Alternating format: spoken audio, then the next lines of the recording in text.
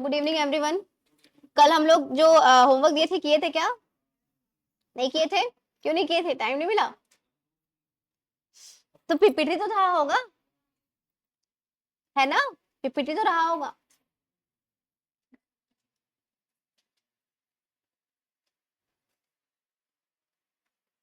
Homework रहता है ना। और अगर पीपीटी में कभी डला कभी नहीं डला, डिले हुआ, तो आप लोग होमवर्क का फोटो खींच लिया करो। ये भी तो कर सकते हैं ना, यहाँ बैठे बैठे खींच सकते हो होमवर्क का। हाँ, यहाँ पास में मत आओ, होमवर्क का वहां बैठे बैठे तो खींच लो। इंपॉर्टेंट हमारे लिए होमवर्क होना है। सोशल मीडिया प्लेटफॉर्म का इस्तेमाल करेंगे ना थोड़ा सा। फोन बस रील्स देखने के लिए है क्या?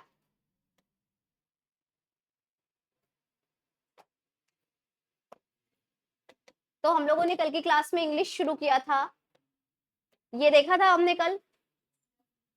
आप लोगों को जो मैंने बोला था वो याद रखना है कि हमारे अंग्रेजी में 7 सब्जेक्ट्स होंगे। इन सातों के नाम हमको थ्रू आउट दी पूरा सेशन रट के रखना है। एक कौन है? आई। एक कौन है? वी। एक है यू। एक है ही, शी, इट और दे। है ना? हो सकता है शुरू शुरू में समझ ना आए क्या बोल रहे हैं, कैसे कर रहे हैं। धीरे धीरे जब हम लोग अपने फ्लो में आएंगे ना, तो आपको समझ आ जाएगा कि हम लोग ये सब क्यों पढ़ रहे हैं इतना बेसिक से। इसके बाद आपको बताया गया है कि इस 7 सब्जेक्ट्स हैं, 7 कर्ता हैं। यही होंगे वो जो सारा काम को क्या करेंगे, अंजाम देंगे। यहीं पे थोड़ा सा और सुन लेना, अगर आई वी यू रहा तब तो ठीक है। अगर कभी आपको राम दिख गया तो उस राम को आप किसके अंतर्गत समझ सकते हैं? ही है वो। कहीं पे अगर आपको सीता दिख गई तो क्या ले सकते हैं? वो शी है। मतलब ऐसा दिमाग में ले सकते हैं, समझ सकते हैं। और अगर कहीं पे आपको कोई वस्तु जैसे कि कार, पेन ऐसा कुछ दिख गया तो आप उसको क्या ले सकते हैं कि वो इट के बारे में बता रहा है। और यहाँ पे आपको ये लाइन जो खींचा गया है, डिवीजन बनाया गया, इसका मतलब है ये कौन सी पर्सन है? फर्स्ट। ये कौन है? सेकंड। और ये पूरे क्या है? थर्ड। इसमें भी वेरिएशन है।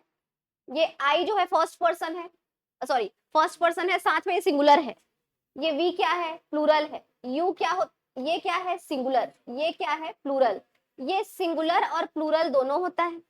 अगर बात करें ही शी इट की, तो ये तीनों के तीनों क्या होते हैं? सिंगुलर। और ये वाला क्या होता है? प्लूरल। तो थोड़ा बहुत ये याद रखेंगे। जैसे कि मैंने आप लोगों को कल एक बात बताई थी कि यदि मैं बोलूं मैं आम खाता हूं, तो आप इसको इंग्लिश में बनाएंगे तो सिंटेक्स थोड़ा बदल जाता है। हिंदी में तो पहले आप मैं बोलते हो, फिर कर्म बोलते हो, लास्ट में क्रिया बोलते हो। लेकिन इंग्लिश में बनाने के टाइम क्या बोलना पड़ता है? आई। उसके बाद यहाँ पे क्या बोलना पड़ता है? ईट। और क्या बोलना पड़ता है? मैंगो। है ना? चलो सीधे मैंगो लिख लो, अ मैंगो नहीं लिखते हैं। ये लो, ठीक है। ऐसा कुछ। ये तो एक बात हो गई। इसी बात को बोलने के कई सारे तरीके हो सकते हैं, जैसे कि अगर मैं इसी बात को कुछ ऐसा बोलूं, आम मैं खाता हूं, तो क्या इस वाक्य का आशय बदल रहा है क्या? नहीं बदल रहा है। इस केस में भी आपको ऐसा हो रहा है कि आम आपको खा ले रहा है क्या? नहीं, आप ही आम को खा रहे हो, बस आपने दोनों को आगे पीछे लिख दिया है। इसका मतलब है आपने क्या किया है, यहाँ पर ये मैं क्या है? सब्जेक्ट। इंग्लिश में पता है कर्ता। आम क्या है? ऑब्जेक्ट। ये क्या है? वर्ब। इसी बात को दूसरे तरीके से बोले हो तो पहले किसको ले आए हो? ऑब्जेक्ट को। फिर किसको ले आए हो? सब्जेक्ट को। फिर किसको ले आए हो? वर्ब को। इसका मतलब एस और ओ का स्थान आपने एक्सचेंज किया है। उसी फिनोमिना को याद करते हुए चलो इंग्लिश में भी करते हैं। एस ये होता है, वी ये होता है, ओ ये होता है। जब हिंदी में हमने एस और ओ को एक्सचेंज किया है तो इसमें भी कर देते हैं। मतलब एस कहाँ चला जाएगा? पीछे। और ओ कहाँ चला जाएगा? आगे। ये लो मैंगो। और ये जो बीच में लिखा हुआ है ये लिख लो ईट। मैंगो ईट आई, मतलब ही बदल जा रहा है। ऐसा लग रहा है आम मुझे खा रहा है। तो आप ऐसे सीक्वेंस चेंज करेंगे जिसमें आशय नहीं बदलना चाहिए, और यहाँ पे आशय बदल रहा है। तो इस स्थिति में आपको याद करना पड़ेगा कि जब आई, आई एक क्या है? यहाँ पे प्रोनाउन है। नाउन और प्रोनाउन बताए थे कल की क्लास में, थोड़ा सा बताए थे। कभी भी कोई नाम दिखेगा वो संज्ञा होगी, और कभी भी कोई नाम के स्थान पे कोई शब्द दिखेगा वो सर्वनाम होगा। ये आई क्या होता है? एक सर्वनाम। जब भी प्रोनाउन अपना स्थान बदलेगा तो वो अपना रूप भी बदलेगा। आई का क्या करना पड़ता है? मी। और जब भी नाउन अपना जगह बदलेगा वो वैसे का वैसा रहेगा। ठीक है, एक छोटा सा नियम ध्यान रखेंगे साइड में माइंड में। तो यहाँ पे होता है मैंगो ईट मी, अभी भी ऐसी फीलिंग आ रही है कि आम मुझे खा रहा है। क्लैरिटी करना है, कुछ क्लेरिफाई करने के लिए कुछ लगाना पड़ेगा। मतलब कि आपने मैंगो ईट मी, एक काम करो यहाँ पे एक प्रीपोजिशन लगा दो बाई। अब देखते हैं मैंगो ईट बाय मी। अब थोड़ा सा लग रहा है, क्यों? क्योंकि इस बाय का हिंदी में मतलब होता है द्वारा, है ना। और यहाँ पे ऐसा समझ आ रहा है कि मैंगो ईट बाय मी मतलब आम मैं खा रहा हूँ, मेरे द्वारा खाया जा रहा है, ऐसा कुछ तो भी फीलिंग आने लग रहा है। बट अभी भी ग्रामेटिकल ये गलत है। क्या होता है जब ये सब्जेक्ट कहाँ चला गया है पीछे, ये ऑब्जेक्ट कहाँ चला गया है आगे। तो जब ये एस वी ओ ऐसे ओवीएस बनता है ना, तो क्रिया बोलता है तुम लोग इधर उधर जा रहे हो तो मैं भी अपने रूप को बदलूंगा। और ये अपने रूप को बदल के कौन सा फॉर्म हो जाता है? Third form.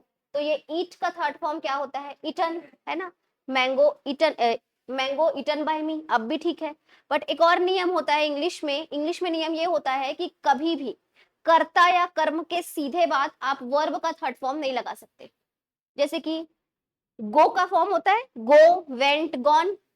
I gone to Jaipur नहीं बोल सकते। यहाँ पे बीच में आपको एक हेल्पिंग वर्ब लगाना पड़ेगा। तो यहाँ पर मैंगो इटन बाय मी इतना है, अभी यहाँ पे एक हेल्पिंग वर्ब लगाना है। वो हेल्पिंग वर्ब ये सिंपल प्रेजेंट टेंस का वाक्य होने के कारण यहाँ पे इज, एम, आर में कुछ भी हो सकता है। मैंगो के हिसाब से मैं लगा ली हूँ इज। अभी जिसको कुछ भी समझ नहीं आ रहा है जोड़ भी देने की जरूरत नहीं है, ये वॉइस टॉपिक में एक बार और आएगा आगे। मेरा यहाँ पे आशय क्या बताना है पता है? मेरा यहाँ पे आशय है केवल और केवल ये बताना कि कर्ता जब अपना स्थान बदलेगा या कर्म अपना स्थान बदलेगा तो क्या होगा। ठीक है, तो यहाँ पे देखो आप लोग, कल की क्लास में आपको मैंने बताया था ये एक सिंटेक्स, सब्जेक्ट वर्ब ऑब्जेक्ट। ये सब्जेक्ट हमेशा क्या होगा? या तो नाउन होगा या तो क्या होगा? प्रोनाउन। ये ऑब्जेक्ट भी हमेशा क्या होगा? या तो नाउन होगा या तो प्रोनाउन। कैसे नाउन प्रोनाउन बोल रहे हैं देखो यहाँ पे, ये देखो एसवीओ ढूंढो। इसमें आई क्या है? सब्जेक्ट। ये क्या है? वर्ब। ये क्या है? ऑब्जेक्ट। ये ऑब्जेक्ट में वर्क लिखा है, कोई नाम है मतलब ये एक संज्ञा है। ठीक है, इस तरीके से सभी में देखो आप लोग, ये क्या है? सब्जेक्ट। ये क्या है? वर्ब। ये क्या है? ऑब्जेक्ट। ये ही एक क्या है? प्रोनाउन है। ये तो वर्ब है लेकिन ये कार एक क्या है? नाउन। समझ आया? ऐसे ही हर जगह आपको सब्जेक्ट वर्ब ऑब्जेक्ट ही मिलता रहेगा। और सब्जेक्ट वर्ब ऑब्जेक्ट में सब्जेक्ट के स्थान पे या तो नाउन प्रोनाउन रहेगा, ऑब्जेक्ट के स्थान पे भी नाउन प्रोनाउन रहेगा। अब यहाँ पे हम लोगों ने चेक करना है कि जब संज्ञा अपने स्थान को परिवर्तित करेगी, नाउन अपने स्थान को परिवर्तित करेगी, तो चेंज हुआ है क्या? नहीं, मैंगो मैंगो ही है। लेकिन जब आई अपने स्थान को चेंज किया तो क्या हो गया है? मी। इसका मतलब है हमारे जो सब्जेक्ट थे, कितने सब्जेक्ट थे हमारे पास? 7। उन सातों के बारे में कुछ याद रखना पड़ेगा और वो बात मैं अब बताती हूँ। 7 सब्जेक्ट कौन कौन से? आई, वी, उसके बाद यू, उसके बाद ही, शी, इट और एक क्या? दे। ये 7 सब्जेक्ट है। अभी अभी हमने देखा कि जब ये सब्जेक्ट के स्थान पे था एस के जगह पे तब आई था, लेकिन जैसे ही वो पीछे गया ओ के जगह पे तो क्या बन गया है? मी। मतलब सब्जेक्ट जब ऑब्जेक्ट के जगह पे जाएगा, पीछे जाएगा, तब ये क्या बन जाएगा? आई का मी। आई का क्या बन गया? मी। वैसे ही आई का क्या बना है? मी। वैसे ही वी का क्या बनेगा? अस। लकीर खींच दो। यू का क्या बनेगा? यू ही बनता है। ही का क्या बनेगा? हिम। शी का क्या बनेगा? हर। इट का क्या बनेगा? इट। और दे का क्या बनेगा?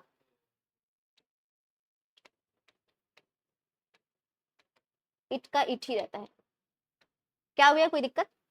हाँ, इट का क्या रहेगा? इट ही रहेगा। और दे का रहेगा, गड़बड़ कर दिए ना ये लोग आके, them them them, my mistake, sorry, them. तो आपको एक टेबल याद रखना है सब्जेक्ट वाला, और एक की जब वो ऑब्जेक्ट के स्थान पे जाएंगे तब उनका क्या परिवर्तन होगा, ये वाला।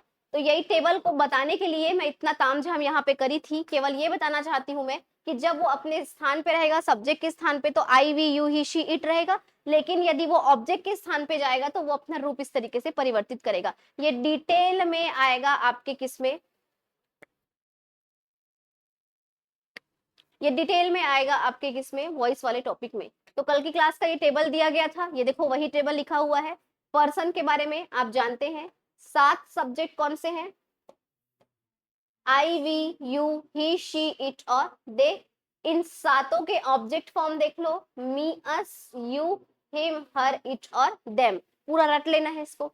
उसके बाद 3 टेबल और रटना है, बोली हूं, एक ये और एक ये। इसके बाद सेकंड टेबल आपको दिए थे हेल्पिंग वर्ब वाला, ठीक है। आज की क्लास में हम बढ़ेंगे इससे आगे। ये वाला आपका होमवर्क था, बनाए थे क्या इसको? नहीं बनाए हैं तो आज फिर से इसको छाटेंगे। आपको सब में सब्जेक्ट ढूंढना है, वर्ब ढूंढना है, ऑब्जेक्ट ढूंढना है। अगर आपके पास इसको बना लिए हैं और भी प्रैक्टिस करना है, Google is free. Google free है ना? क्या करेंगे, गूगल में जाएंगे और सिंपल सेंटेंसेस करके सर्च करेंगे, खूब सारे वाक्य निकल के आएंगे। उनमें ढूंढना क्या सब्जेक्ट है, क्या वर्ब है, क्या ऑब्जेक्ट है, आपको आइडेंटिफाई करना है। तो यहाँ पे ये काम आप लोग करेंगे। अब मैं बढ़ती हूँ आगे। गणेश खरे, खरसे। गणेश, आप नई 13 अक्टूबर की बैच में एनरोल हो क्या? गणेश,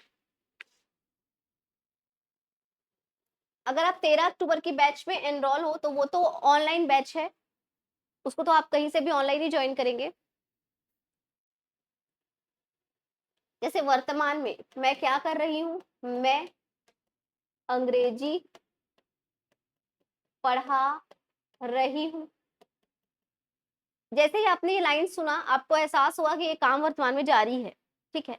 लेकिन आप लोग बोलोगे मैम थोड़ी देर पहले क्या कर रहे थे, तो मैं क्या बोलूंगी, मैं अंग्रेजी पढ़ा रही और क्या थी। तो आपको लगेगा ये बीती बात है, हिंदी तो इतना हम लोग समझते ही हैं, हम हिंदी को बेस बना के अंग्रेजी सीखेंगे।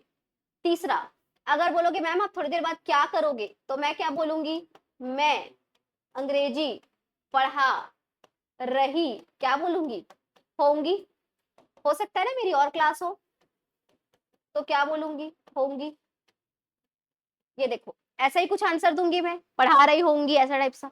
तो यहाँ पे आपने बचपन से ही सुना होगा, है, हूँ, ऐसे सब देखते तो वर्तमान होता है, था, थे, थी वाला भूतकाल होता है, और गागेगी वाला भविष्य होता है। तो ये तो बचपन वाला पता ही है, यहाँ से भी पता चल गया, ठीक है। यहाँ पे तीनों में ही आप लोग अभी एनालिसिस करोगे, तो ये मैं जो लिखा है तीनों, ये क्या है आपका सब्जेक्ट, हम लोग एसवीओ के टर्म में लिखेंगे। ये पढ़ा रही हूँ, ये रही थी, रही होंगी क्या है, वर्ब। और ये अंग्रेजी अंग्रेजी बच गया, वो क्या है, ऑब्जेक्ट। ये तो चीज है, ठीक है। तीनों ही केस में आपको एहसास हुआ कि यदि मैं पढ़ा रही हूँ बोले, पढ़ा रही हूँ बोले, तो ये कौन सा काल लग रहा है, वर्तमान, वर्तमान की बात लग रही है। थी वाला क्या लग रहा है, भूत। और ये गी वाला क्या लग रहा है, भविष्य, भविष्य की बात लग रही है। तो ये एक छोटा सा नोट बन के हमारे पास रेडी है। चलो हम लोग आगे जाते हैं थोड़ा सा। अब इसी बात को चलो हम लोग लिखते हैं इंग्लिश में। मैं को क्या लिखोगे, आई। मैं को क्या लिखोगे, आई। हिंदी में एस ओ वी होता है, लेकिन इंग्लिश में सिंटेक्स क्या होता है, एस आगे वी, एस वी और ओ। समझ आया ना ये? मतलब अगर इस बीच वाले लाइन का मुझे ट्रांसलेशन करना है, तो पहले मैं के जगह तो मैं ही रहेगा, मैं के जगह क्या रहेगा, मैं ही रहेगा। लेकिन आगे आओगे, अंग्रेजी लिख दूंगी क्या यहाँ पे, इंग्लिश नहीं, इंग्लिश कहाँ लिखूंगी, पीछे में, यहाँ पे पीछे में। और ये पढ़ा रही हूँ को क्या लिखूंगी, बीच में, दैट इज टीच क्रिया होती है पढ़ाने की। चूंकि ये कंटिन्यू है तो आईएनजी लगा दो, मतलब टीचिंग। अब एक और नियम सुनना, इंग्लिश कहता है कि कभी भी कर्ता के सीधे बाद आईएनजी फॉर्म डायरेक्ट नहीं लग सकता। आई गोइंग, आई ईटिंग नहीं बोल सकते, वो गलत है। आपको फिर से हेल्पिंग वर्ब लगाना पड़ेगा। चूंकि ये कंटिन्यू दिख रहा है, हम लगा लेते हैं आई के साथ क्या, एम। क्या लगा लेते हैं, एम। और ये प्रेजेंट टेंस लग रहा है तो एम लगा लिए, इज एम आर उसी का ही होता है लगभग लगभग। तो एक मोटा मोटी ऐसा बन गया है, ठीक है। गलत है सही है आगे देखेंगे। तो एक अपने को मालूम चल गया है, क्या चल गया है, I am teaching English. Past बना लो, इसी का क्या हो जाएगा, आई तो आई ही रहेगा, आई क्या रहेगा, आई। इंग्लिश का क्या रहेगा, इंग्लिश। लेकिन अब ये वाक्य पढ़ा रही थी हो गया है, तो टीचिंग तो अभी भी रहेगा, लेकिन हेल्पिंग वर्ब क्या हो जाएगा, वॉज। वॉज वर्ब पास्ट वाला लग जाएगा। नीचे आ जाओ। मैं अंग्रेजी पढ़ा रही होंगी बोल रहा है, आई तो अभी भी क्या रहेगा, मैं। अंग्रेजी तो अभी भी क्या रहेगा, अंग्रेजी। लेकिन बदला कहाँ पे है, होंगी में।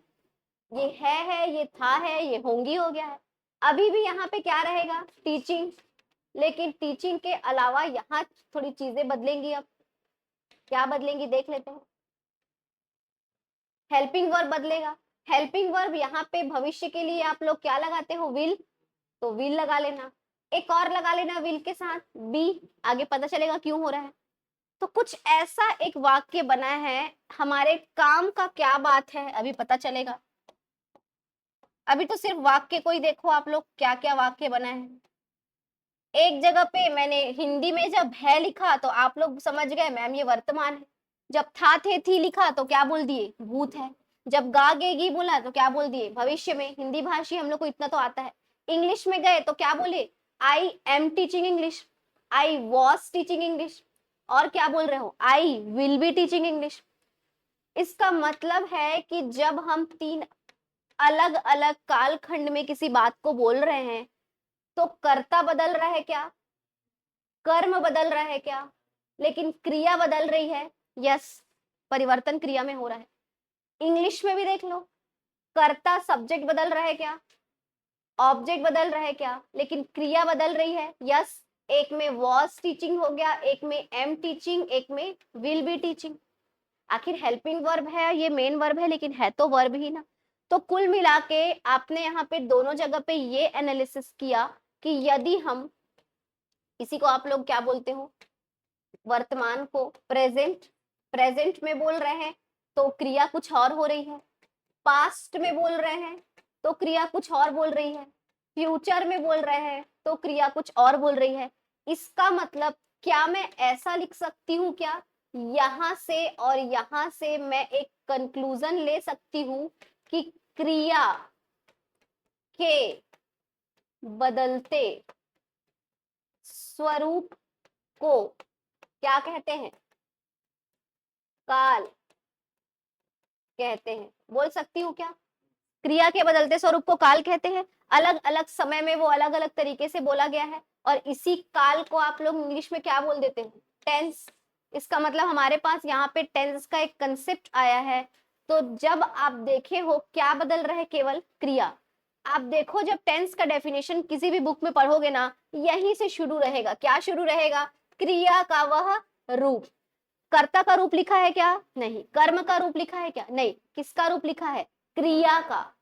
वर्ब का वो फॉर्म, क्रिया का वह रूप जो किसी कार्य का क्या बताएगा, समय, कि वो वर्तमान में हुआ है, कि भूत में हुआ है, कि भविष्य में हुआ है। और साथ ही उस कार्य का क्या बताएगा, दशा, कि वो किस हाल में है, अभी जारी है, कि हो चुका है, कि होगा। ये सब चीज बताता है। उसी को हम क्या कहते हैं, काल। उसी को क्या कहते हैं, काल। कार्य या घटना वर्तमान का है, बीता है, कि आने वाला है, ये हमको काल से पता चलता है। तो तीन तरीके का मेन होता है, कौन कौन सा, वर्तमान, भूत और भविष्य, जिसको आप बोलते हो प्रेजेंट, पास्ट और फ्यूचर। तो हिंदी मीडियम वाले लोग एकदम रट लेना इसको, वर्तमान को प्रेजेंट, भूत को पास्ट, भविष्य को फ्यूचर, ताकि कोई दिक्कत ना जाए कहीं पे। तो यहाँ तक तो हमको तीन टेंस मिल गया है, कौन कौन सा, प्रेजेंट, पास्ट और फ्यूचर। लेकिन अब थोड़ा सा और आगे जाएंगे। यदि मैं बोलूं, जनरल डिस्कशन कर लेते हैं। यदि मैं बोलूं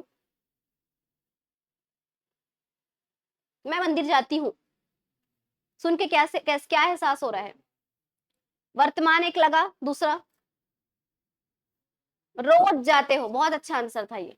ऐसा लगेगा रोज जा रही हूँ, मतलब ये क्या है लग रहा है आप लोग को, हो सकता है मैं डेली जाती हूँ, सुन के ही लगा। ये भी लग सकता है कि मैम की आदत है, या फिर ये भी लग सकता है कि मैं बार बार ये काम करती हूँ। तो तीन कीवर्ड्स याद रखेंगे। सबसे पहला कीवर्ड, कोई आपकी क्या रहेगी, आदत। कोई आपकी क्या रहेगी, दिनचर्या।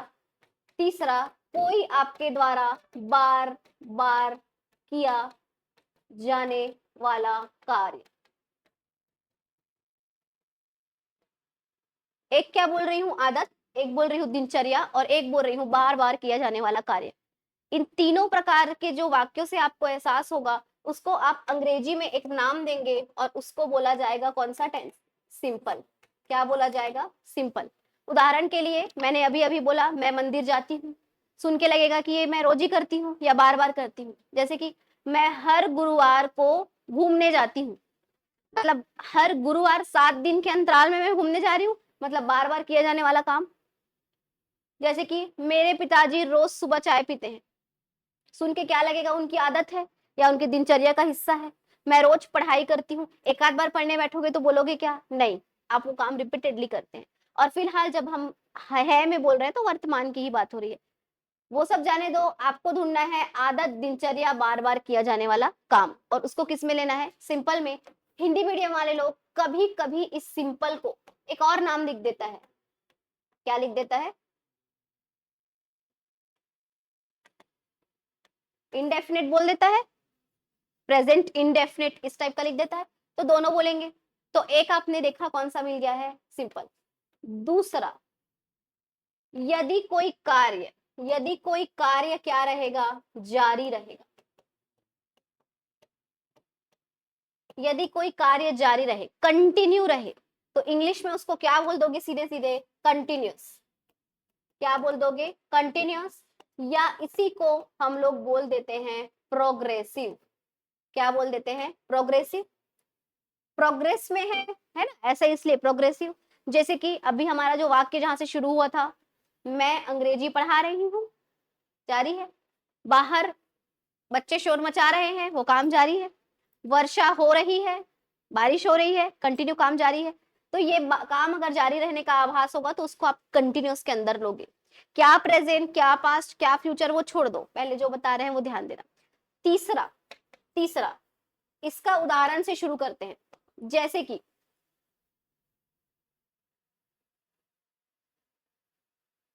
बोलोगे मैम इतने देर से बोल रहे हो, एक काम करो आप पानी पी लो।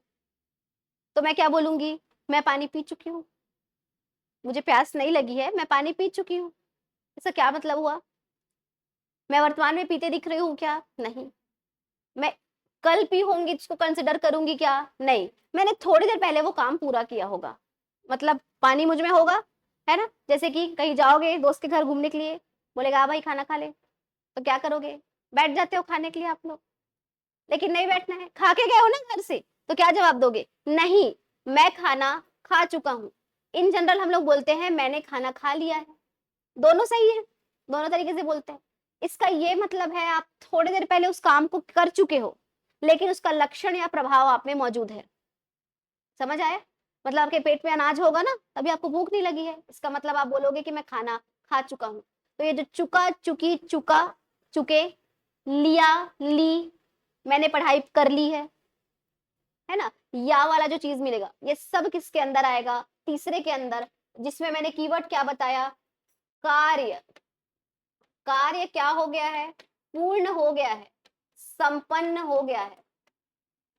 लेकिन उस कार्य का, उस कार्य का क्या क्या दो बोली थी?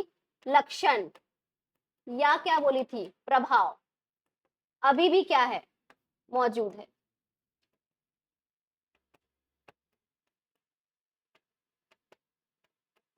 मैंने अपना होमवर्क कर लिया है, इसका मतलब सुन के समझ आता है कि वो काम तो पूरा हो गया है, लेकिन उसको पास्ट नहीं ले सकते, वो काम अभी अभी पूरा हुआ है। मतलब जस्ट बोलते हैं, जो जस्ट वर्ड एक होता है वो इसको बताता है। इट मीन्स कि कार्य संपन्न मेरा हो गया है, बट वो पास्ट नहीं है, वो उसका लक्षण या प्रभाव अभी भी मौजूद है। राम अभी अभी आया है, ये वाला क्वेश्चन आता है, राम हैज जस्ट अराइव्ड, आते दिख रहा है क्या? नहीं, आके खड़ा हो गया है, लेकिन थोड़ी देर पहले ही आया है। दैट्स वाई उसको हम लोग किसके अंदर लेते हैं? इसके अंदर। और ये तीसरे नंबर का क्या कहलाता है? परफेक्ट। क्या कहलाता है? परफेक्ट। आपको लक्षण का अलग से मैं लिस्ट दे दूंगी। तो इसमें ताते ती वाला, मैं रोज पढ़ाई करती हूँ, मैं मंदिर जा रही हूँ, कंटिन्यू वाला आएगा। मैं मंदिर से आ चुकी हूँ, मतलब अभी अभी मैं आई हूँ, ये वाली फीलिंग आएगी। और चौथा एक लास्ट बचा है, चौथा बता दो, चौथा किसी को याद आ रहा है क्या? यस, बिल्कुल सही। इसका रहेगा सेकंड वाले के जैसा, कार्य अभी भी क्या रहेगा? जारी रहेगा, लेकिन आपको यहाँ पे पता रहेगा क्या, उसका समय। समय भी दो रिस्पेक्ट में पता होता है। एक समय पता होता है कार्य के शुरू होने का समय,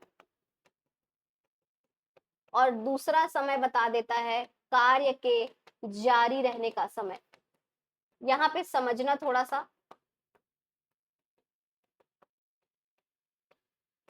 और इस प्रकार के वाक्य को हम लोग बोलते हैं कार्य अभी भी जारी है, इसके जैसा, मतलब इसको क्या बोलेंगे, कंटिन्यूस।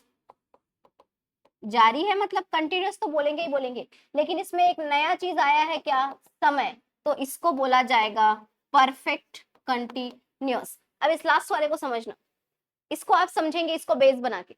मैं अंग्रेजी पढ़ा रही हूँ, वाक्य जो हम लोगों ने सीखा वो कंटिन्यूस था, लेकिन अगर मैं बोलूं कि मैं 5:30 बजे से अंग्रेजी पढ़ा रही हूँ, अभी भी मैं कंटिन्यू ही बोल रही हूँ, लेकिन एक क्या बोली मैं, समय।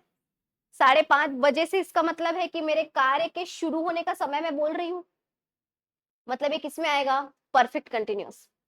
मैं 2 घंटे से अंग्रेजी पढ़ा रही हूँ, कार्य के जारी रहने का समय बता रही हूँ, कितने बजे शुरू की नहीं पता, लेकिन जारी कब से है पता है, तो ये भी किसके अंदर आएगा, परफेक्ट कंटिन्यूस। समझ आया। तो 4 टेंस के नाम याद करेंगे, 4 सब टाइप्स हैं ये। टेंस तो 3 ही होते हैं, प्रेजेंट, पास्ट और फ्यूचर। उन तीनों के 4 सब टाइप्स हैं, कौन सा, simple, continuous, perfect and perfect continuous. ठीक है, ये चारों याद रखेंगे। तो कुल मिला के हमारे पास एक ऐसा टेबल आ गया है जिसमें देखिए हमारा पहले नंबर का टेंस कौन सा है, प्रेजेंट, दूसरा पास्ट और तीसरा फ्यूचर। इसके कुछ सब टाइप्स हैं, जैसे सिंपल, कंटिन्यूस, परफेक्ट और परफेक्ट कंटिन्यूस। जहाँ पे हिंदी मीडियम वाले ध्यान रखेंगे, इसको इंडेफिनिट भी लिख देता है और इसको प्रोग्रेसिव भी लिख देता है। ठीक है, तो ये है 4। तो अब इसी को देखेंगे क्या करना है, कैसे करना है। सेम ये जो कंसेप्ट है ना, प्रेजेंट के हिसाब से मैं बताई हूँ, पास्ट ले लो, मैं मंदिर जाती थी। आपको क्या लगेगा, पहले मैम जाते थे अब जाते हैं क्या, नहीं, मतलब ये मेरी पहले की आदत थी, पहले की दिनचर्या थी, पहले बार बार मैं ये काम करती थी। मैं मंदिर जा रही थी, भूतकाल में मैं जा रही थी, भूतकाल में ये काम क्या था, जारी था। मैं मंदिर से आ चुकी थी, बीते हुए समय में ये कार्य संपन्न हो गया था, लेकिन लक्षण या प्रभाव उस समय मौजूद था।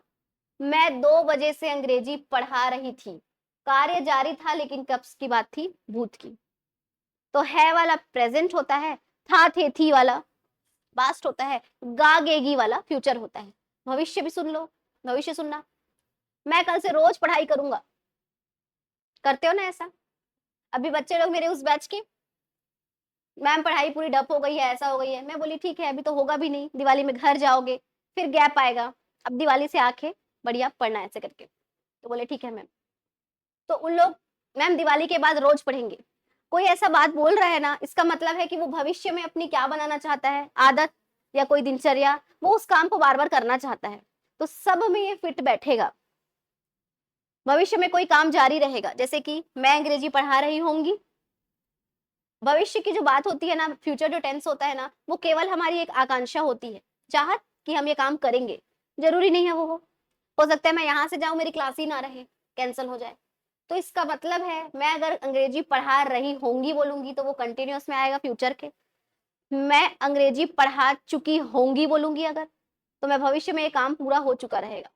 होता क्या है ना, जब भी अफर्मेशन समझते हैं, अफर्मेशन हम सोचते हैं कि ये काम इस समय तक पूरा हो चुका रहेगा। तो जैसे कि आप सोचोगे कि 2025 चल रहा है, 2026 में मैं नौकरी पा चुका हूंगा, वो कौन से टेंस में आएगा, इसके अंदर आएगा। मतलब आप सोच रहे हैं कि भविष्य में ये काम पूरा क्या हो चुका होगा, हो चुका होगा। समझ आए। लास्ट है आपका परफेक्ट कंटिन्यूअस, जैसे कि मैं 2 बजे से अंग्रेजी पढ़ा रही होंगी। ठीक है, तो आप इस सभी को क्लियर करेंगे। अगर आपको अभी समझ नहीं आया है, वापस जाके वीडियो आज देखेंगे, फास्ट फॉरवर्ड करके देख लेना, क्लियर होना चाहिए आगे, वरना कुछ भी नहीं बनेगा। तो पहला कौन सा टेंस है, प्रेजेंट, दूसरा पास्ट, तीसरा फ्यूचर। इसके भी 4 और सब टाइप्स हैं। तो ऑनलाइन बैच में यहां तक समझ आया है, 7 लोग हैं मेरे साथ। गणेश आप उत्तर नहीं दिए, आप रिप्लाई करिए तब मैं बता पाऊंगी आपकी दिक्कत। है ना? क्वेश्चन पूरा करिए आप पहले, तब मैं बताऊंगी ना क्या बोलना चाहते हो। पल्लवी शर्मा, ओके पल्लवी, ठीक है। प्रेजेंट, पास्ट, फ्यूचर, जैसे कि हम जानते हैं कि दुनिया का कोई भी अंग्रेजी का वाक्य इन तीन चीजों से मिलके बनेगा। कौन कौन सा? सब्जेक्ट, वर्ब और क्या? ऑब्जेक्ट। इन तीनों से ही मिलके बनेगा। मतलब कि हमारे टेंस में ये तीनों चीजें मौजूद रहेंगी। सब्जेक्ट बदलेगा क्या समय के अनुसार? नहीं। ऑब्जेक्ट बदलेगा क्या? नहीं। क्या बदलेगा? वर्ब, दैट इज क्रिया। तो उसी को ध्यान में रखते हुए अब हम लोग ये सिंटेक्स बनाएंगे, जो कि एग्जाम के पॉइंट ऑफ व्यू से बहुत जरूरी है। हमको एक बात तो मालूम है कि किसी भी वाक्य में क्या क्या होगा, एस, वी और ओ। तो इसी को बेस बनाएंगे और ये पूरा सिंटेक्स बनाएंगे, ठीक है। तो थोड़ी देर के लिए आप लोग लिखेंगे भी नहीं, सिर्फ और सिर्फ बोर्ड पे फोकस करेंगे, ठीक है। ऑनलाइन वाले भी प्रेजेंट टेंस से शुरू करेंगे। Present simple, present continuous, present perfect, present perfect continuous, फिर वैसी पास्ट जाएंगे, वैसी फ्यूचर जाएंगे। ध्यान से बस देखते जाना, पूरा अभी याद हो जाएगा। प्रेजेंट सिंपल, वाक्य में तीन चीजें जरूर रहेंगी। कौन कौन सी चीजें? एस, वी और ओ। मतलब यहाँ पे भी ये तीनों चीजें रहेंगी। लेकिन वर्ब का रूप बदलता है, क्रिया का रूप बदलता है। यहाँ वर्ब का क्या लगेगा? तो आप लोगों को मोटा मोटी इतना तो पता है कि हर क्रिया के तीन रूप तो होते हैं।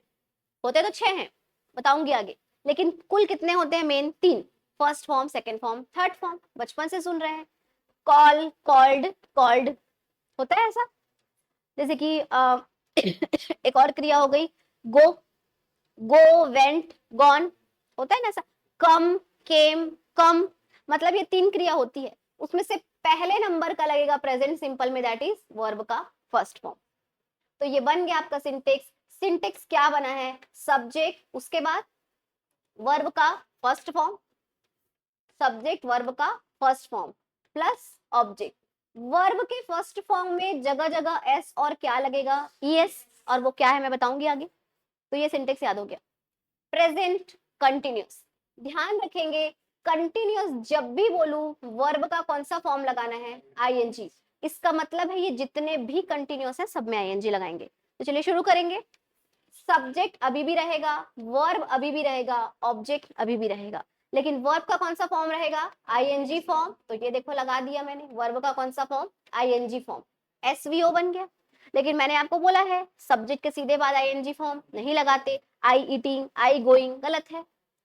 प्रेजेंट टेंस के हिसाब से हेल्पिंग वर्ब चूज करेंगे, और वो हेल्पिंग वर्ब होगा या तो इज, या तो एम, या तो are, depend on the subject. समझ आया? और ये सब्जेक्ट कौन कौन होते हैं? ये सब्जेक्ट कौन कौन होते हैं? ये देखो कौन कौन होते हैं। I, we, you, he, she, it, they. He के जगह कभी राम आ जाएगा, शी के जगह कभी सीता आ जाएगी, इट के जगह कोई वस्तु आ जाएगी। आपको इज, एम, आर में कैसे चूज करोगे? आई के साथ एम, वी के साथ आर, यू के साथ आर, ही, शी, इट के साथ इज, दे के साथ आर। तो जो कभी पढ़ा भी नहीं होगा ना, इतना आसान बता रहे हैं कि उसको भी बनाने आ जाएगा। इसके बाद गलती नहीं करेंगे। तो ये बन गया आपका दूसरा सिंटेक्स, जो कि था प्रेजेंट कंटिन्यूअस। तो पहला बन गया सब्जेक्ट वर्ब का first form S E S object, दूसरा बन गया subject is am are verb का आईएनजी ऑब्जेक्ट। प्रेजेंट परफेक्ट, ठीक है। परफेक्ट में हमेशा ध्यान रखेंगे वर्ब का कौन सा फॉर्म लगेगा? Third form. मतलब जो भी परफेक्ट रहेगा सब में क्या लगेगा? Third form. बना लेते हैं, बहुत आसान है।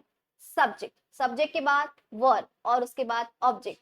एसवीओ तो अभी भी है, सब्जेक्ट नहीं बदलेगा, ऑब्जेक्ट नहीं बदलेगा, बदलता है क्रिया का रूप। कौन सा रूप लगेगा? तीसरा फॉर्म। कौन सा फॉर्म लगेगा? तीसरा। लेकिन अभी भी यहाँ पे दिक्कत है, आई इटन, आई मेड नहीं बोल सकते। इसका मतलब है आपको यहाँ पे हेल्पिंग वर्ब लगाना है, वो हो जाएगा हैज या फिर हैव। और ये भी डिपेंड करेगा किस पे? सब्जेक्ट पे। राम रहा तो हैज लगाएंगे, third person singular noun. We रहा तो हैव लगाएंगे। तो ये चुनाव आप करेंगे आगे चल के। तो 3 बन गया हमारा, present simple, present continuous, present perfect. आगे चलते हैं प्रेजेंट परफेक्ट कंटिन्यूअस। आप देख पा रहे हो सभी में एस वी ओ है, तो यहां भी रहेगा, क्या रहेगा? एस रहेगा, वी और क्या रहेगा? ओ। ये तो हो गया। मैं बोली थी ओ के बाद इसमें एक और चीज लगती है, वो क्या है? T, that is time. इसका मतलब होता है मैं पढ़ाई कर रही हूं, इसका मतलब होता है मैं 2 घंटे से पढ़ाई कर रही हूँ या मैं 2 बजे से पढ़ाई कर रही हूँ, समय जुड़ेगा तो समय को जोड़ दिए। अब इसमें ना 2 चीज लिखा है, परफेक्ट और कंटिन्यूस, तो इसको बनाने के लिए चोरी कर लो, परफेक्ट से कुछ चीजें ले आओ और कंटिन्यूस से कुछ चीजें ले आओ, बन जाएगा। तो बना लेते हैं। एक क्या ले आए हम लोग परफेक्ट से, हैज और हैव, तो यहां लिख लो हैज और हैव। कंटिन्यूस से क्या ले आए, आईएनजी, लेकिन अभी भी ये पूरा नहीं हुआ है। अंग्रेजी में माना जाएगा कि परफेक्ट कंटिन्यूअस मतलब कि कोई काम जारी रहेगा, हो रहा होगा वो काम, और उसका एक समय भी पता होगा।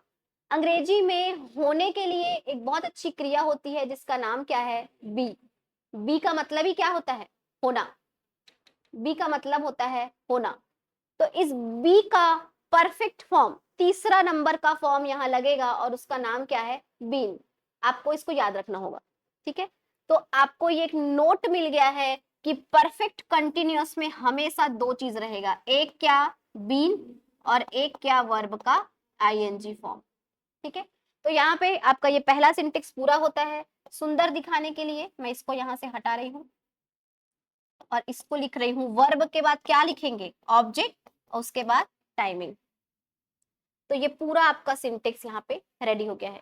ये किसका सिंटेक्स है, प्रेजेंट का। तो एक बार देख लीजिए सभी लोग, इसको ध्यान से देख लीजिए फिर आगे बढ़ेंगे। हमेशा ये बीन यहाँ लगेगा परफेक्ट कंटिन्यूअस में, और इस समय का सूचक ये होता है होने के लिए।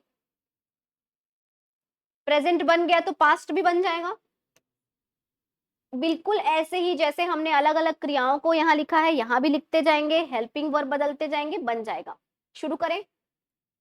पास्ट, अभी भी क्रिया क्या क्या रहेगा, एसवीओ, कर्ता नहीं बदलेगा, कर्म नहीं बदलेगा, बदलता है क्रिया का रूप।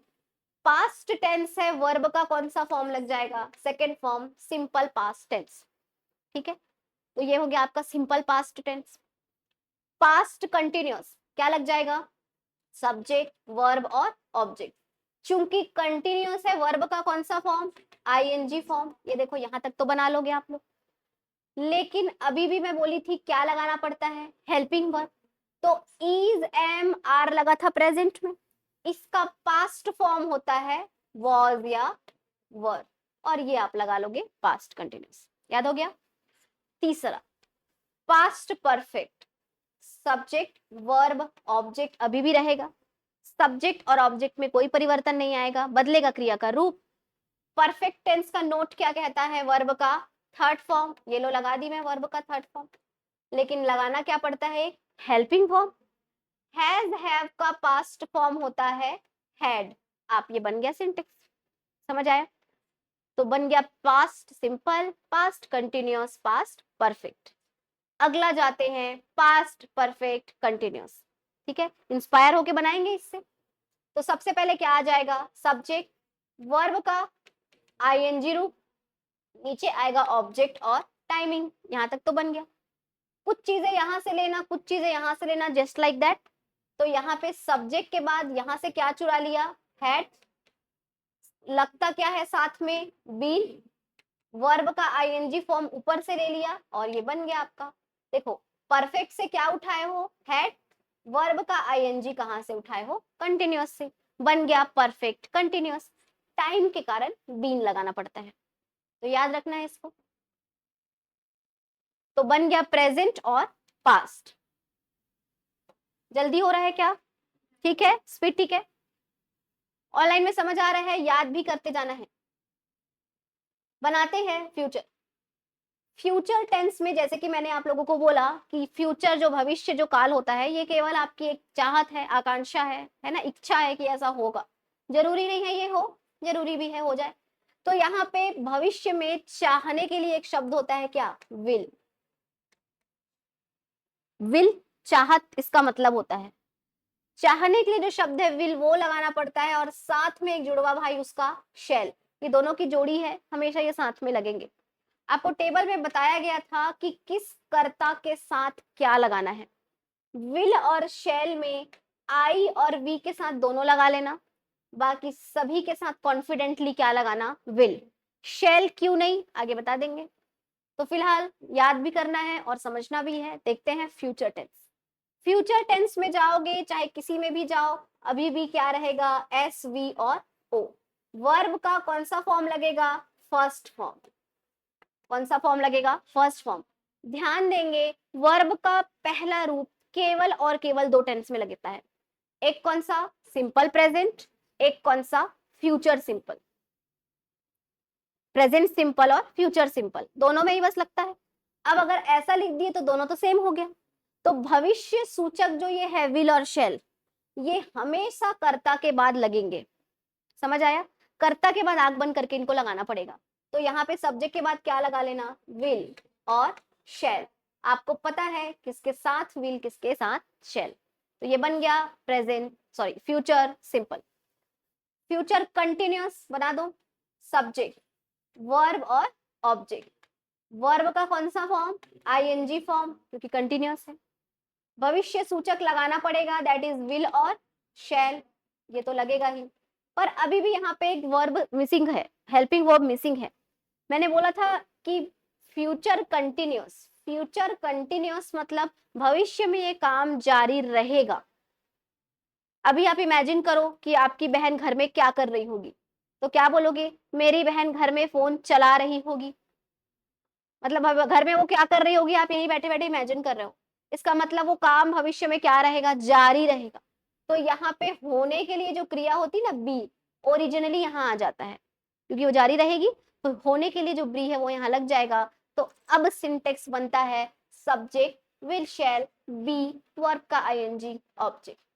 तीनों एक जैसे हैं, सब में हेल्पिंग वर्ब का अंतर है। फ्यूचर परफेक्ट, सब्जेक्ट उसके साथ वर्ब का और ऑब्जेक्ट। एसवीओ तो अभी भी रहेगा, हर में रहेगा। वर्ब का कौन सा रूप, तीसरा बन गया। भविष्य सूचक कौन सा है, विल या शैल, ये तो लगेगा ही लगेगा। प्लस एक अभी भी यहाँ हेल्पिंग वर्ब मिसिंग है। इस बार थोड़ा सा चेंज है प्लान में।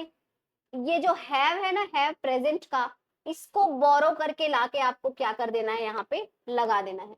और ये हैव यहाँ से आपने चोरी करके लगाया है, केवल हैव लगाए हैं, हैज नहीं लगाना है। समझ आया। तो सिंटेक्स रट लेंगे, subject will shall have verb का थर्ड फॉर्म ऑब्जेक्ट। समझ आया। Last future perfect continuous, subject अभी भी रहेगा, डायरेक्ट बना लेंगे क्या, भविष्य सूचक क्या है, विल या शैल। ठीक है, यहां से उठा लीजिए हैव को, परफेक्ट से अपन उठाते हैं कुछ तो भी। टाइमिंग के लिए क्या लगाओगे, बीन। वर्ब का कौन सा form, ING plus object plus timing. तो लास्ट वाले को एक बार और देख लो, ये तो फ्यूचर बताने के लिए है विल शैल। यहां से हम कोई भी हेल्पिंग वर्ब उठाते हैं और हमने कौन सा उठाया है, यहां से परफेक्ट से हमने लिया है हैव, कंटिन्यूअस से हमने लिया है आईएनजी, और बीन तो समय के लिए लगता है। तो लास्ट वाला भी क्या हो गया, रेडी हो गया। तो परफेक्ट कंटिन्यूअस जो है वो परफेक्ट और कंटिन्यूअस से थोड़ी थोड़ी चीजें लेके बन जाता है। तो कभी भूल गए, कुछ हो गया, तो आपको ऐसे याद होना चाहिए। तो ऑनलाइन में सभी लोगों को ये समझ आया, 10 लोग हैं क्लास में, सभी को समझ आया यहाँ तक।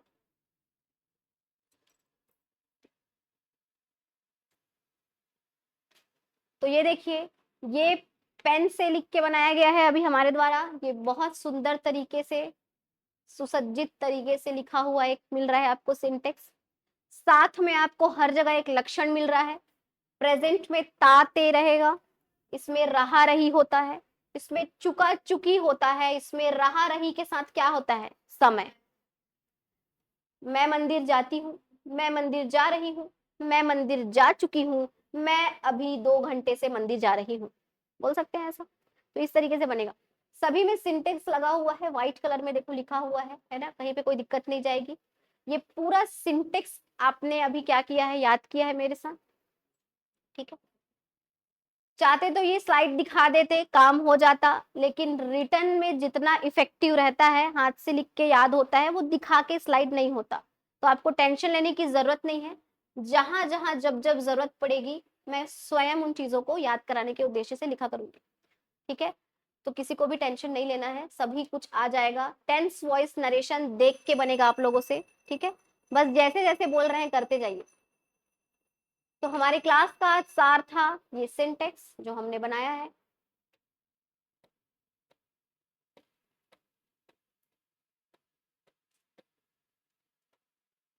आपकी क्लास यही लगेगी कि कहीं और जाते हो?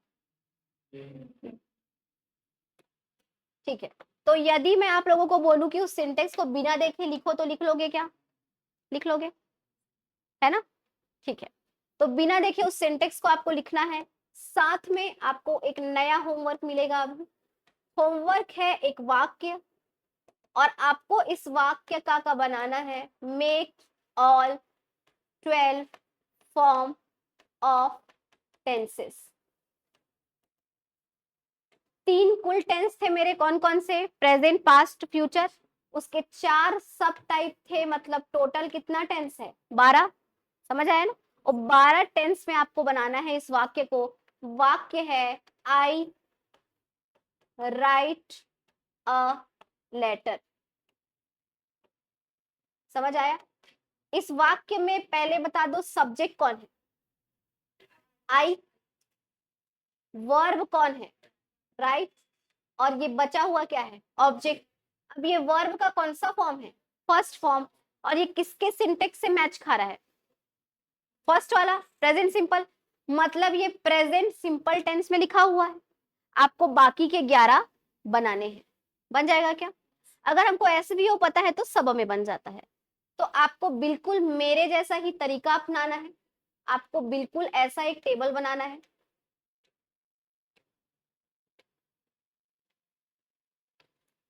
यहाँ है प्रेजेंट, ये है पास्ट, और ये क्या है? फ्यूचर। ये है सिंपल, कंटिन्यूअस, परफेक्ट और परफेक्ट कंटिन्यूअस। आपको 3 काम करने हैं। कौन से 3 काम? क्योंकि हिंदी भी पढ़ रहे हो, व्यापम वाले हो, है ना? हिंदी में भी कमांड चाहिए, इंग्लिश में भी कमांड चाहिए, और दोनों को आपस में जोड़ोगे तो ज्यादा अच्छा समझ होता है। इसको हिंदी में क्या बोलते हैं हम लोग? मैं एक पत्र आगे क्या लिखता हूं।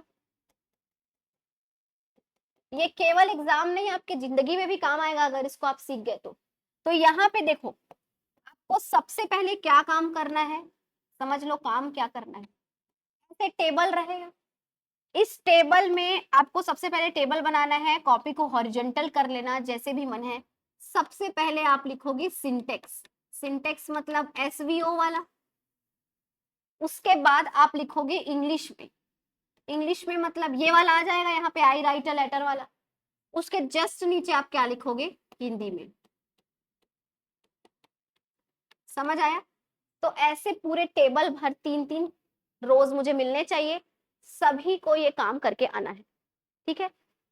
1-2 दिन आपको ऐसे वाक्यों की प्रैक्टिस करनी है। 2 ही दिन लगता है, ईमानदारी से करेंगे तो, और याद भी हो जाता है और समझ भी आ जाता है। तो कभी भविष्य में फिर आप जब देखोगे कहीं भी वाक्य, आपको तुरंत टेंस पता चल जाएगा। और यदि ये 12 आज आ गया तो अब आपको वॉइस आ जाएगा, ठीक है। तो वो आप सभी की क्षमता पे डिपेंड करता है। ऑनलाइन वाले भी ये वर्क बिल्कुल करेंगे अपने घर में। ऑनलाइन पढ़ रहे हैं इसका ये मतलब नहीं कि आप लोग होमवर्क नहीं करेंगे, ठीक है। आप सभी होमवर्क करेंगे। कोई डाउट रहेगा मुझसे पूछेंगे।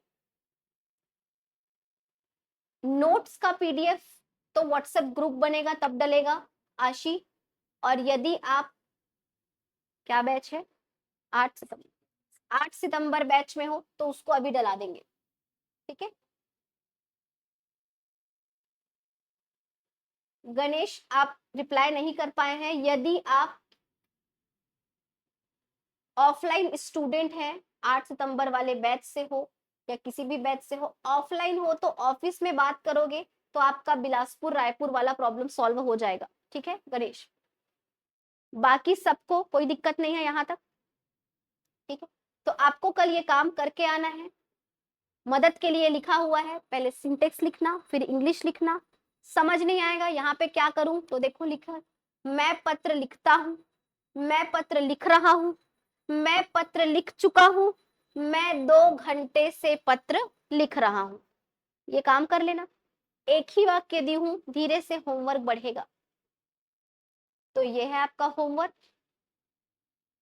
कल की क्लास में हम थोड़ा और आगे जाएंगे और इसके बाद ये वर्ब क्या चीज है, इसके फॉर्म्स क्या क्या है वो लर्न करेंगे। SES कहाँ लगता है थोड़ा क्लियर कर देते हैं। जिसको मैं अभी पर्पल हाईलाइट करूंगी वो काम का रहेगा, कल की क्लास उसी पे बेस्ड रहेगी। कौन कौन सा काम कल करना है देखो, पहला ये क्या SES लिखा है, ये क्या कहाँ कैसे लगेगा ये कल देखेंगे। दूसरा कि ये टाइम टाइम क्या बोल रही हूं मैं, और आपको पता होना चाहिए कि समय को डायरेक्ट नहीं लगा सकते, सिंस या फॉर के साथ लगाते हैं। तो किसके साथ सिंस किसके साथ फॉर्म 5 मिनट में पता चल जाएगा। कभी कंफ्यूजन होते रहता है ना उस पे, अब नहीं होगा। ठीक है, तो कल की क्लास इसी पे बेस्ड रहेगी। वर्ब के फॉर्म्स सिंस फॉर और SES, उसके बाद हम लोग जाएंगे आगे। So thank you for today, मिलते हैं कल।